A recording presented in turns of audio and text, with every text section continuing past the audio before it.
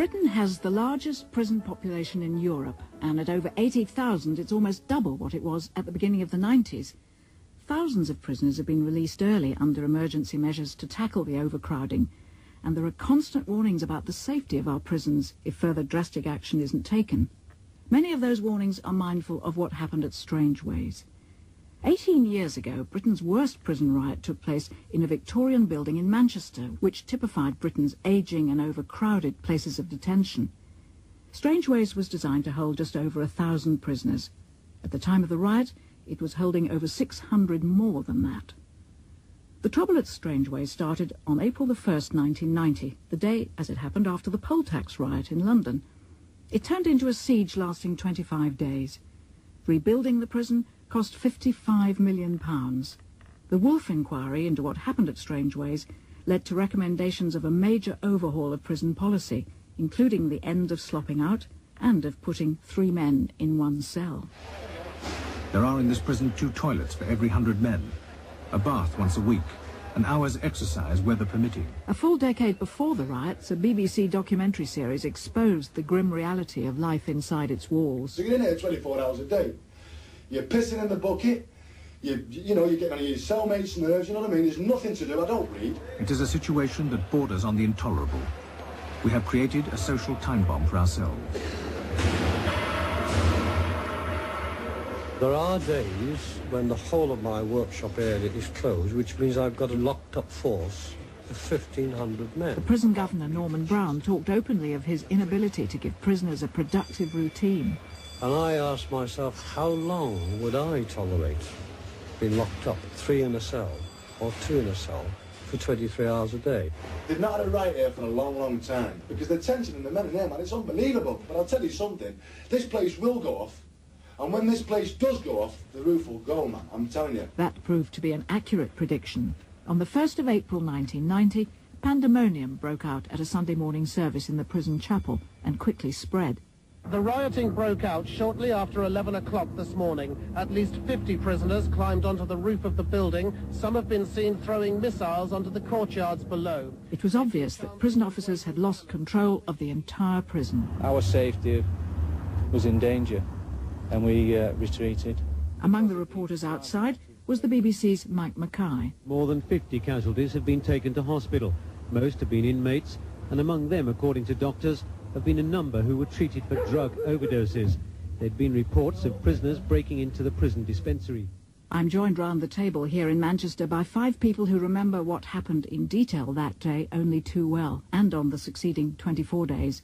They're Brendan O'Friel, then governor of Strangeways Prison, John Scholes, one of the prisoners at the time, Paul Taylor, one of the leaders of the riot who was among the last to come down from the roof, Pete Hancox, a senior prison officer who was involved in the negotiating during the siege, and the BBC's Mike Mackay, who reported on events from outside the perimeter fence and whose voice we just heard. Let me start with you, Brendan O'Friel.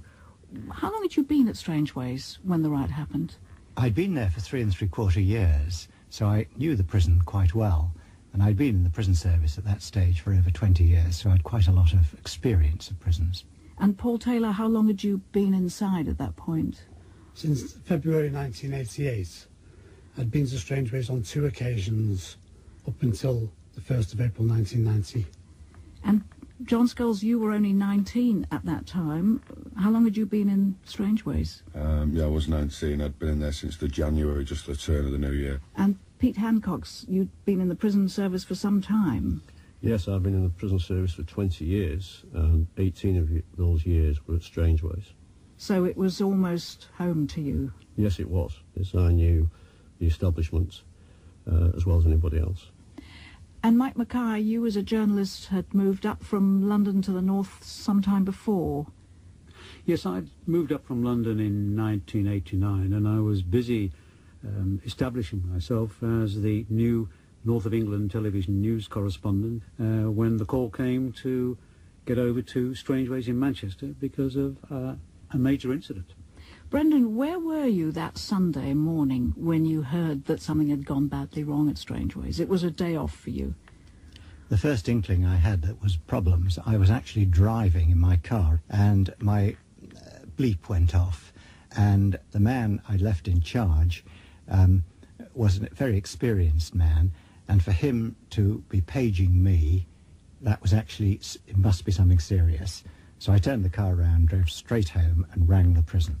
And Pete Hancock, were you in the prison at that moment when it was apparent that something big was happening? No, I wasn't. In actual fact, I was doing some gardening at the time. And my wife received a call from a colleague who was on duty and said that there was a riot at the prison.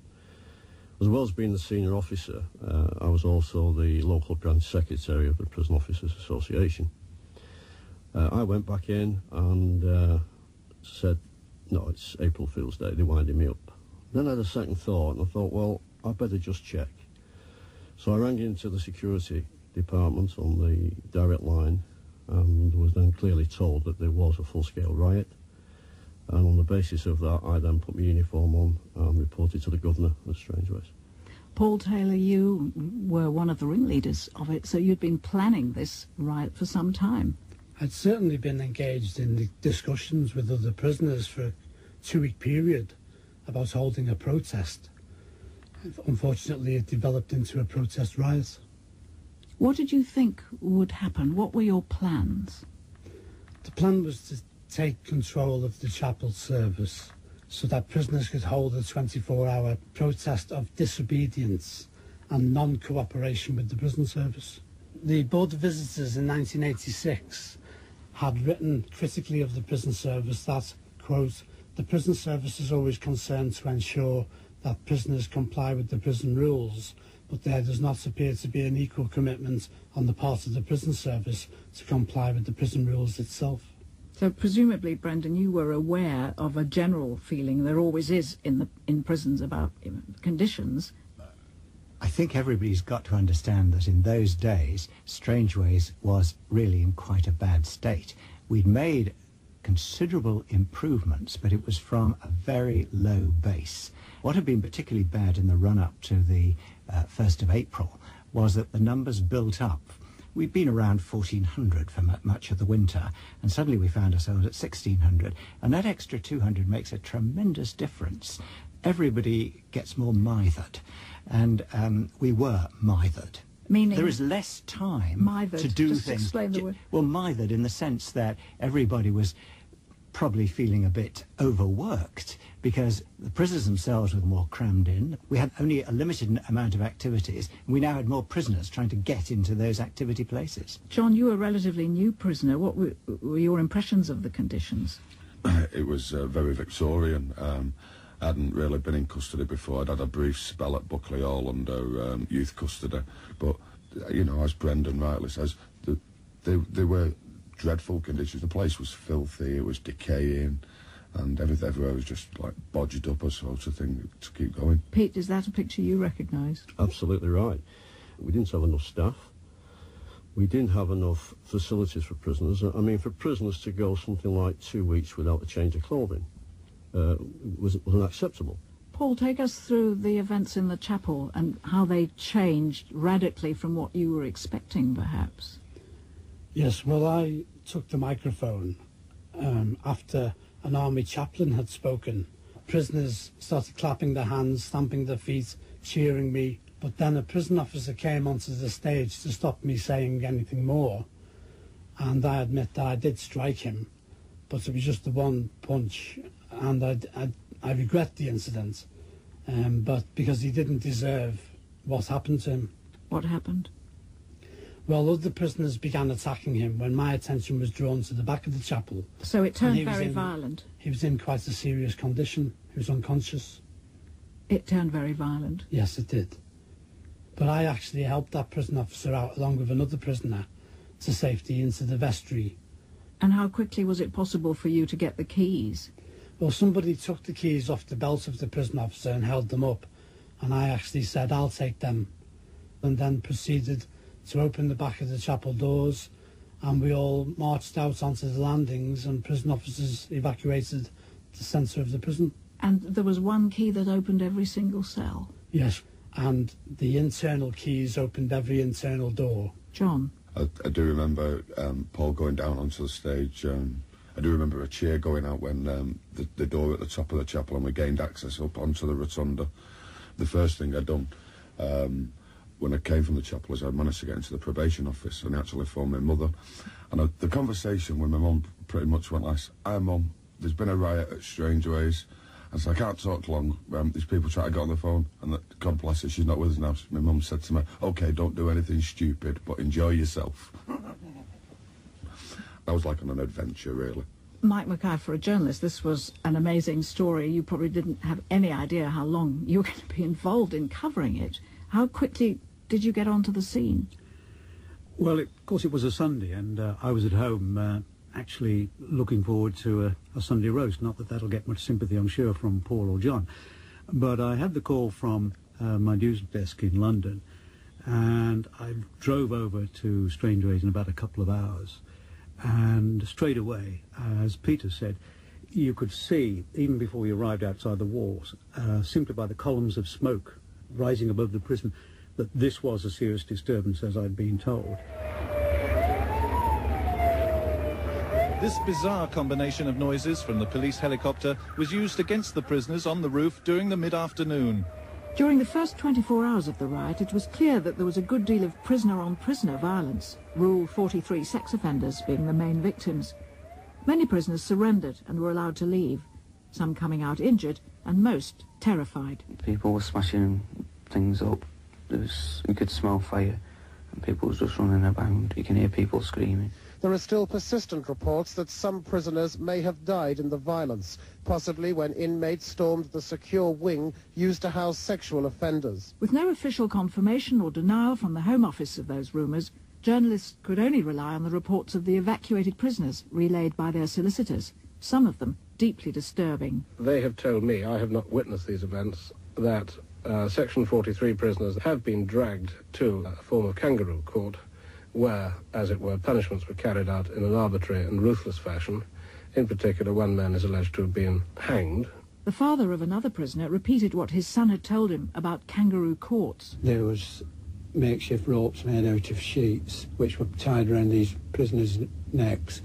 They were stood up on the landing railings. Charges were read out against them, and then they was pushed over. He said he couldn't see any way possible that they could live with the way they went over with the ropes around the neck. Still tonight, a hard core of some 120 prisoners are sticking out for another night as temperatures drop and the prison staff prepare to wait out another night of siege. But persuading this last group of prisoners to give themselves up may prove to be the hardest part of the operation.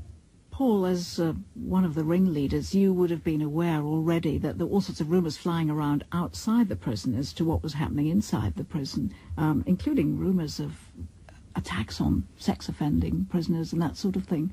Yes, well, a lot of prisoners have been in the care system and have been abused themselves, and they felt aggrieved towards prisoners who preyed on vulnerable, helpless and defenceless children, women and the elderly, and then come to prison and ask for protection.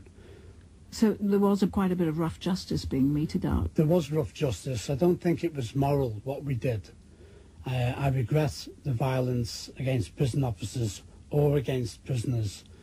I'm sorry that I was unlawful that day and engaged in violence, but I didn't engage in any destruction of the prison. Mike Mackay, how difficult was it for you to know what exactly was going on? It was immensely difficult. The rumour was being circulated by all the local reporters there that there were these deaths, according to informal sources. It was impossible to confirm that or deny it. And I was extremely concerned not to give credence to reports which in the end may prove to be false. Pete Hancock's. I led a team in to actually get one of the inmates who had actually been thrown out the end of A-wing. And he was very badly hurt. In fact, he was in his underclothes. He was bleeding very, very profusely from all orifices. We had to get him out, and we got him out via a shield of our CNR team, because as we were getting this lad off the floor at the end of A-wing, you know, we were being bombarded again by tiles and again by brickwork. Can you explain the C&R team? C&R is a control and restraint team. These are officers who are actually trained to deal with control and restraint of inmates in circumstances. Were they able to control and restrain? Not really, not on this occasion. But they were there really as a protective guard for us, because we had to get this lad out. It was quite obvious that he was very, very bad, and he eventually died. So that was one death that some people thought was connected with the riot. Oh, yes, indeed. Yeah. Brendan, you remember this well? Only too well, because the saving of life was obviously a major priority for the governor. And it would be true to say the majority of prisoners were out of Strangeways by the end of day 2. Oh, yes, yes. By the end of day 1, we got the majority out. So we put the control and restraint teams in to retake the remand prison on the morning of the second day. And then we looked at the main prison, and I said to my commanders, make a plan. I then reported to headquarters, and that's where some of the difficulties began. When you say some of the difficulties, that plan was turned down by Whitehall, is that right? Well, what happened was that I put it to the regional office, because they were my line management. Regional office had to consult headquarters, and headquarters decided on the balance that the risk of proceeding with the plan was too great. So I was instructed not to retake the prison, although I was allowed to retake the kitchen, actually, because I was concerned to try and cut off food supplies. And what were your feelings about that order in language that can be reproduced? Well, I was extremely upset, because it actually put me into an extraordinarily difficult position. If you've got 300 or 400 staff all kitted up, ready to go, and you have to then tell them to stop, there was a real danger that I lost control of the staff. And one of my concerns throughout all this was not just saving life, but preventing staff from misbehaving badly towards the prisoners. There was not going to be any beating up of prisoners while I was in charge. And Paul and John, was prison life beginning to settle into a new kind of routine by day 3? I think it was a campfire existence of freedom in the wilderness. Of the rooftop was our wilderness. We'd have campfires and we'd be cooking meals, we'd be cooking omelettes with 24 eggs in a big pan. At one point I remember seeing literally carcasses hung up in the kitchen, and men stood there and just carving meat off it and eating it, saying raw meat, saying, well, this is the meat that we never get served. This is what the screws take home, and we never get this sort of meat in our meals. We're talking as if the prisoners were all of one mind as to what should happen, but were there little factions developing? Straight away, pretty much, you could see there was an hierarchy developing. Certain people on the rotunda organising the ferrying of food and instructing people and having, like, shall we say, meetings. I mean, I was only 19 and was new to things, so I was more of the mind of, well, I don't want to go to, enjoy the moment, but don't take it too far. You were able to leave? Yeah, well, I knew within hours that, I felt vulnerable. Pete? Well, yes, what John's saying is absolutely right, because part of my role as well within the prison was that I was a hostage negotiator. That led to us actually negotiating to actually get inmates who didn't want to be there out of the roof space and down into safety. The lads just want somebody that they know, not the system. The system has done what it's done to them now. What that chopper's doing is making things worse. On the 4th day, Governor Brendan O'Friel talked to the press for the first time. Now, we've been dealing, in my view, with probably the worst incident in the history of the prison service. He surprised many of them with his candour. The damage and destruction is really very substantial indeed. And what we know about the injuries that prisoners have inflicted upon each other is another example of the extent of the violence and what I would actually describe as an explosion of evil that took place on Sunday. But on the roof, Paul Taylor, using a makeshift loudhailer, was now giving regular press conferences. Prisoners within the establishment. A prisoner has died in a fire at Dartmoor. The images of those rooftop protesters shown on television inspired others, and over the next few days, disturbances were reported throughout the prison network. Inmates at Lindholm Jail near Doncaster started 2 fires in a dining room. The governor of Durham Prison has praised 2 of his officers who were held hostage at knife point by 2 inmates. And at Armley Jail in Leeds, prisoners threw burning rags from their cell windows. Anybody wants to go down? At Strangeways, 6 days into the siege, the prisoners looked settled in for a long stay. The spring sunshine has encouraged more than a dozen inmates onto the shattered roof of A Block. They've rigged up a loudspeaker system and have been playing pop music and listening intently to news bulletins on the radio, reacting instantly with nods of the head or thumbs down, depending on what they hear. Paul Taylor, the man who yesterday claimed to have led the Strangeways revolt, tried to command the public audience again today and quickly ran into a barrage of police sirens clearly intended to silence him. Mike Mackay, we've been hearing your voice throughout that section reporting on what was going on inside Strangeways and to an extent outside. I mean, outside the atmosphere must have been getting pretty tense too. The families there several days into the siege worrying about their loved ones inside. It was.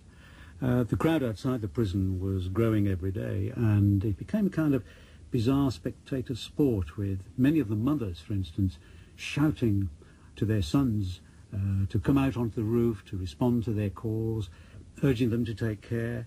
And in the meantime, we in the press desperately trying to find out what was going on. And of course a lot of the prisoners who were being placed in other prisons around England were sort of lost to their families, as it were. There was a certain amount of chaos going on. Nobody quite knew where absolutely everybody was. It was a very chaotic situation within the whole prison system because, as you say, yes, many of the prisoners being evacuated were being shifted around the whole British penal system. Brendan? We had 2 problems. First of all, we needed to discover how many prisoners we had at the beginning, and we got that right. And then we had to discover where they were and how many were left inside. And that actually dominated probably the next week or so. Some of them were giving false names when they arrived at other prisons. Of course. I mean, that's all part of the game. And some of them would give us false names of those who were inside. It would only be if staff actually knew them and say, oh no, that's Johnny Bloggs, I know exactly who he is. John, you knew what was going on. You were out by this stage. Yeah, I think I come out after about 3 or 4 days. Then we was taken by coach to Brixton, but I think we'd called at Pentonville and Wandsworth as well in London. So it was all a bit random as to who went where. Were you aware prisoners were using different names? Definitely. And people, I suppose, who were serving long sentences were trying to come up with an alias where they was just maybe on remand for a minor offence. Pete? Well, yes, I mean, I don't know whether anybody got away with it, but I mean, this is what inmates would do. And to be perfectly honest, if I was in that position, I would probably do as much as they did it to create confusion. Paul Taylor, were you at any point tempted to leave and give up after a week or so? No, because I'd made the steadfast decision not to negotiate with prison officers because I felt I'd been provoked and antagonised by the prison service and by individual prison officers. And you had your role with your loudhailer? Well, there was a proper loudhailer, an electronic loudhailer at first, but the battery run down. Then it became a traffic cone.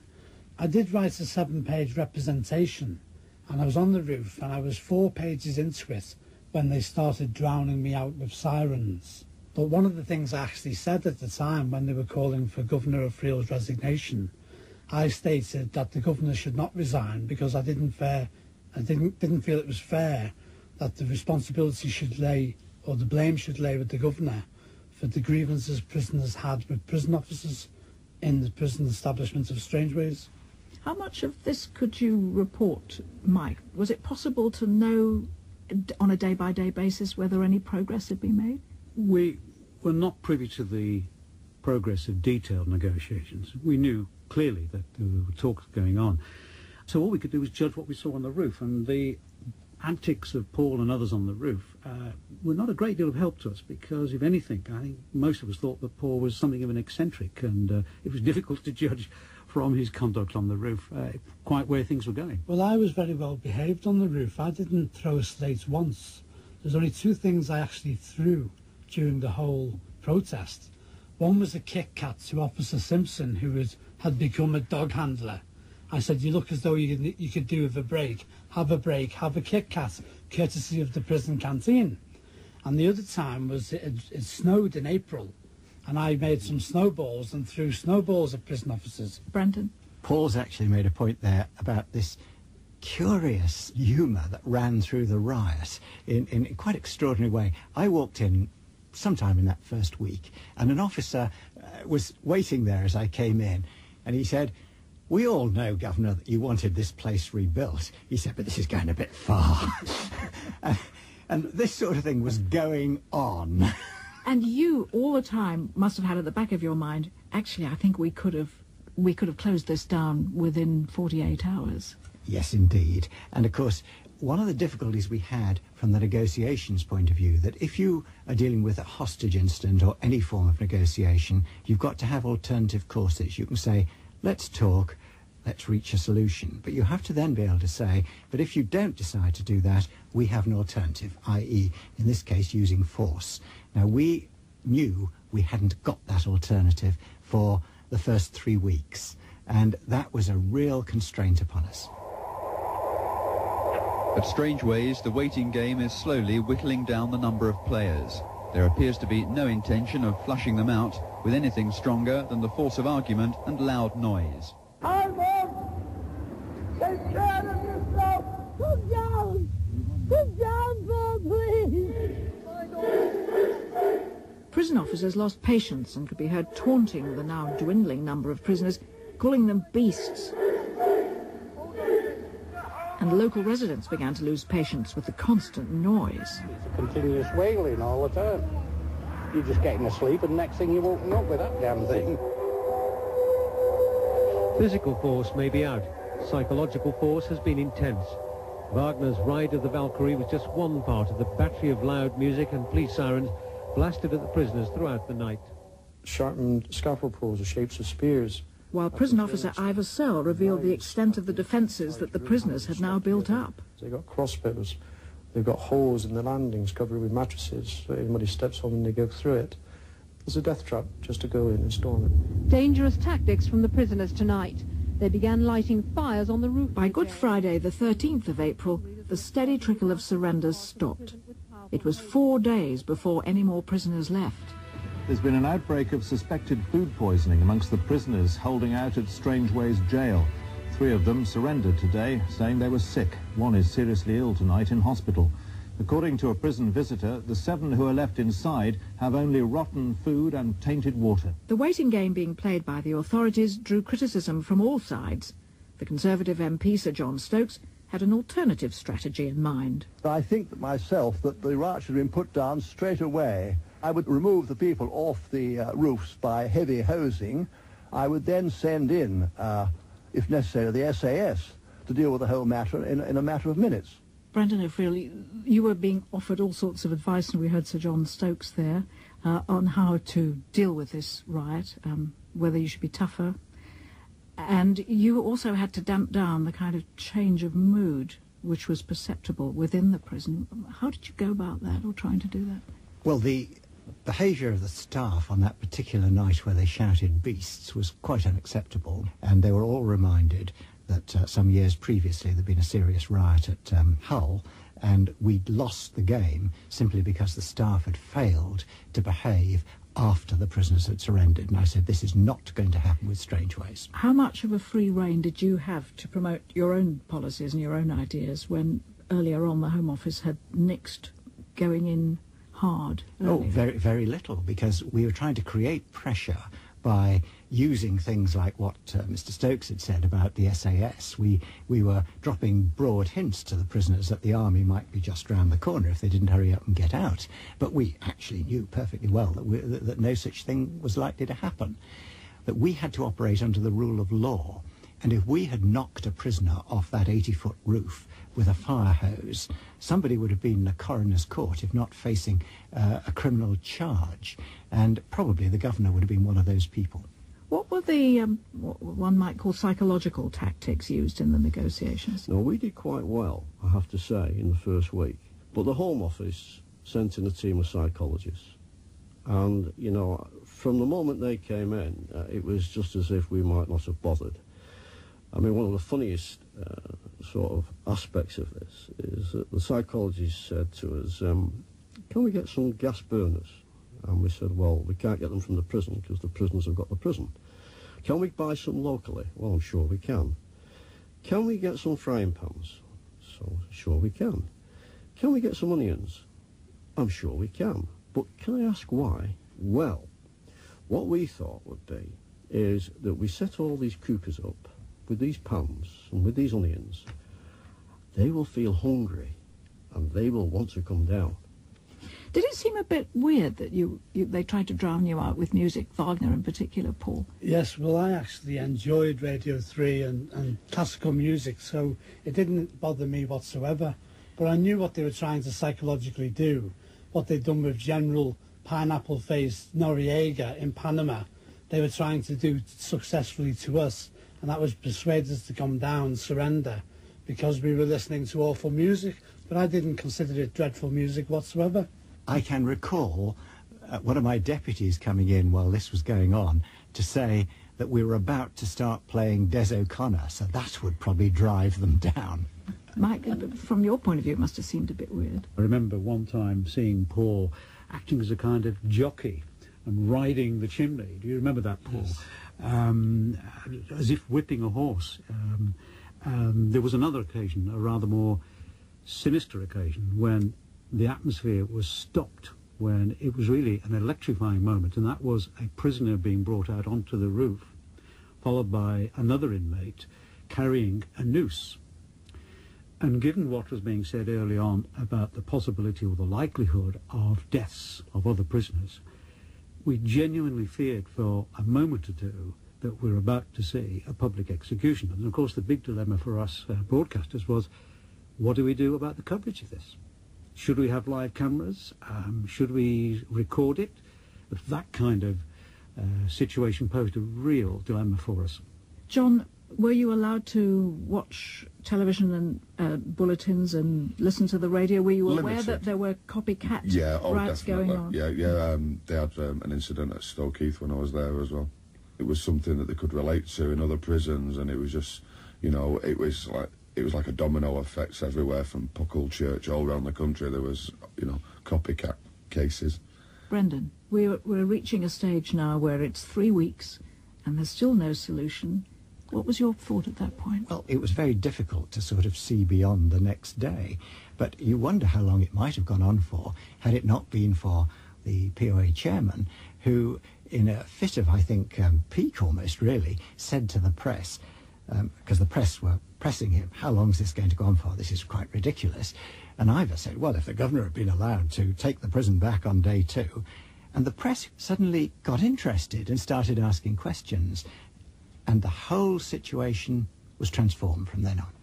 To my astonishment, I got a call at the prison to say that the Home Secretary was on his way, because, of course, his constituency was close by, and he arrived 10 minutes later, and we showed him round, and he went on his way, saying that he would review everything in the light of what he'd learnt, and within a very short space of time we were given the authority to mount a further attack, and we were given the resources to do so. A remarkable turn of events. A remarkable turn of events. The operation was planned and executed with military precision. Under the advice and guidance of the SAS, staff rehearsed their tactics at the rear of the jail. At the same time, 100 specially trained prison officers moved in on the inmates. An existing hole in the roof is opened by the first members of the assault team. Within minutes, some of the officers appeared on the roof of B Wing, which for 25 days had been held by the prisoners. It's 9:30 now, and the helicopter is still hovering over Strangeways Prison, and at least 3 of the hardcore prisoners are still free. I can see one in yellow overalls in the bell tower of F Wing. One is armed with a length of scaffolding pole, jabbing into the roof space of B Wing, attacking the prison officers there. By now, the relatives of some of the prisoners had arrived. They could see the inmates were cornered on the dangerously sloping rooftops, and they pleaded with them to come down. Paul Taylor, the ringleader, is still shouting and screaming. is dancing, I can see, in a white singlet among the chimneys and the pillars on the roof. It's clearly his last cabaret performance for the biggest audience he's ever attracted during the 25 days of this bizarre occupation. And there they are, into the bucket. The 5 remaining inmates demanded and got a hydraulic lift to lower them to safety. And now, waiting on the ground below them, we understand, are 3 people, a prison negotiator, a lawyer and a doctor. Every cell in this wing has been stripped. With the prisoners gone, the devastation inside the prison could be assessed. Every piece of furniture and every door lies piled up on the floor. Some parts of Strangeways look as if they've been hit by bombs. It's hard to imagine it was all done by human hand alone. And it was a bit of a bomb site, wasn't it, Brendan? It certainly was, because I thought to myself, at last I'm going to be able to get into the main prison and have a look. This is the last day. And that was a mistake. It was a bit of self-indulgence on my part. I went in and must have been absolutely shocked by the mess that I found the main prison in, because we'd worked so hard to try and improve the thing. And, you know, the devastation was considerable. When I came away from that, and this would have been early afternoon, I started shouting at people. I was behaving quite unreasonably.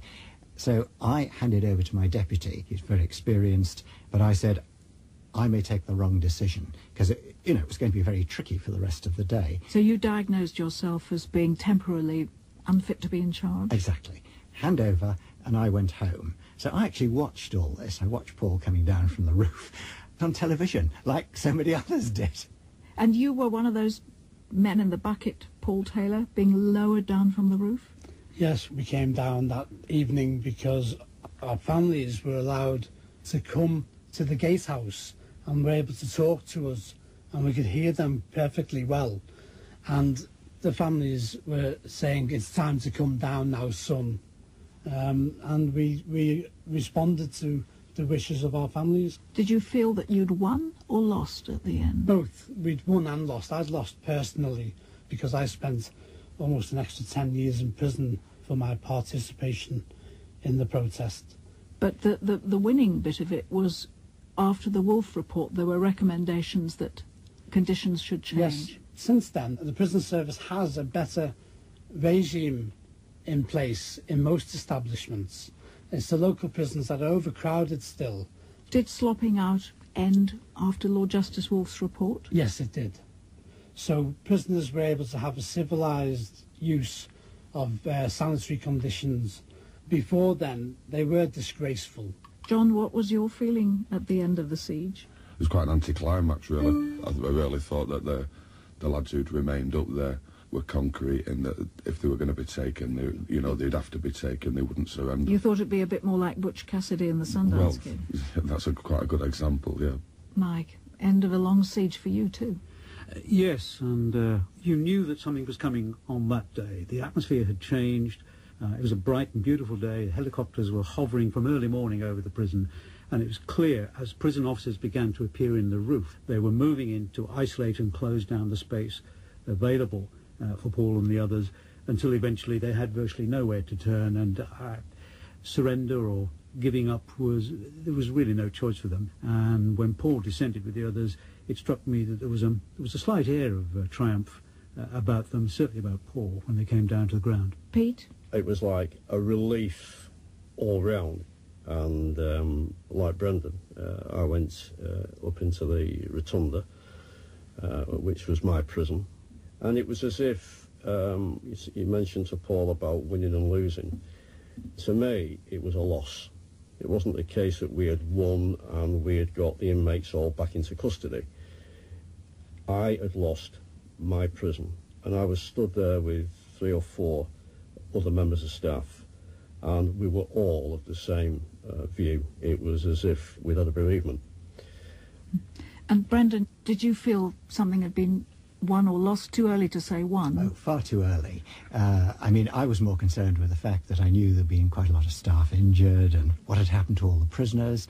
And within days, I was on to the next fight, which was keep Strangeways open. And it never did close? Oh, no, it didn't close. We kept serving prisoners in there throughout, and that was one of those little achievements that I'm extremely proud of. And what happened to you? Where did your career go after that? Well, I stayed on for the public hearings of the Wolf Inquiry, and then about June, July time, after the hearings were over, I was offered a move on promotion to London, but I said I didn't think that was a good thing because I recognised I'd been through an incredible amount of stress and I didn't actually want to be away from home.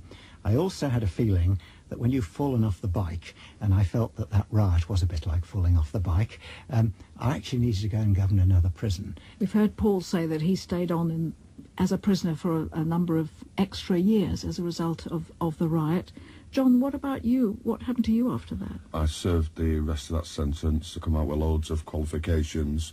On the strength of them, got a job lifeguarding with Manchester City Council.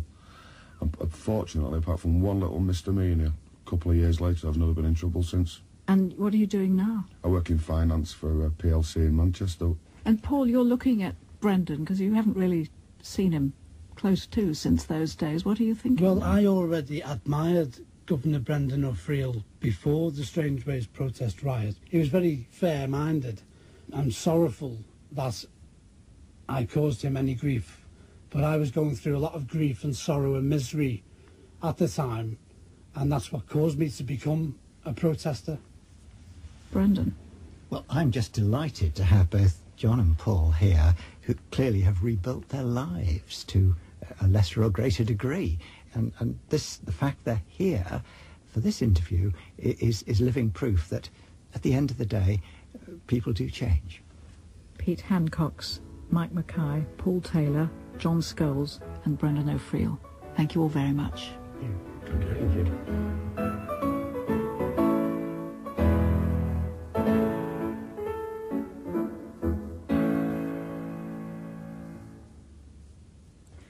That edition of The Reunion was produced by Deborah Dudgeon. Next week, it's a special 50th edition of the programme, recorded at the BFI South Bank in London, with the cast of the cult British film comedy Withnail and I. The Reunion is a Whistledown production for BBC Radio 4.